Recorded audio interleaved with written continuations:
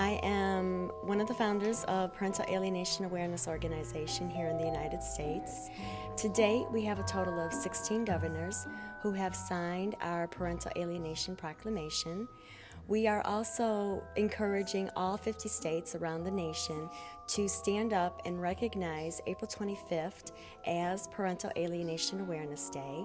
And with the years that are going, we're getting more and more states that are joining on.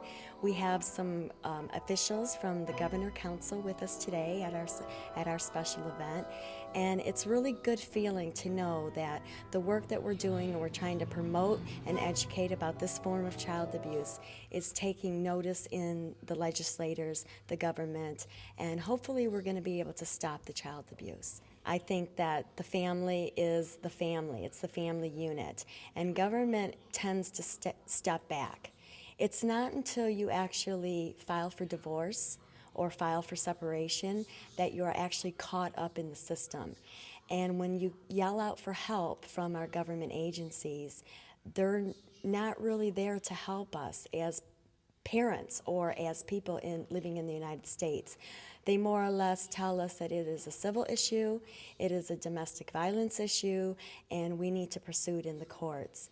And I think that if we had that, hopefully we will get our message out quicker. Well, with awareness comes stopping. That's what I firmly believe. And the more that I'm finding, myself, I've gone through this for 3 years now.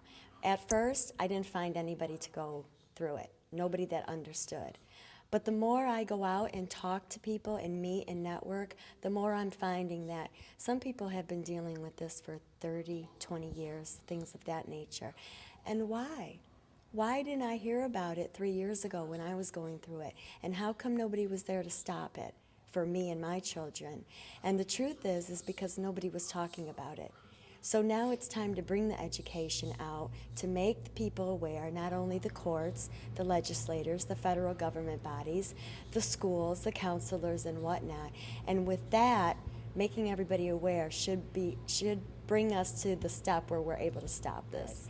And it takes a very special case, maybe even a very special judge to recognize the issues and then incorporate the reunification process. It is a process of brainwashing where a person or a child or an adult can literally be held captive by their kidnapper. And over a period of time, they become aligned with that kidnapper and they actually protect that person. So to reunification process would mean that they want to reunite with the lost parent or the alienated parent. And therefore, you can't just remove a child and put him in another home. You actually have to go through a process.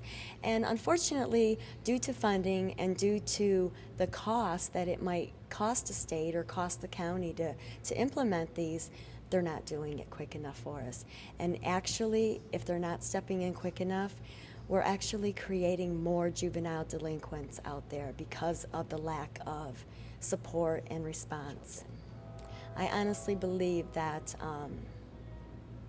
well, number one, not all mothers that lose their children are bad mothers. And not all fathers that lose their children are bad fathers. I didn't realize that until I lost my children.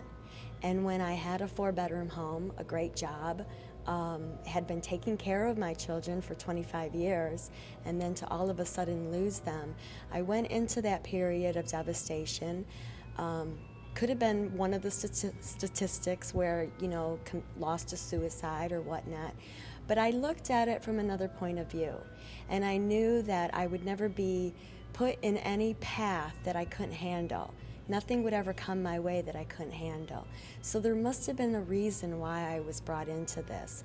And that's really when I started to realize that I wasn't alone and that I must have been called to do something more.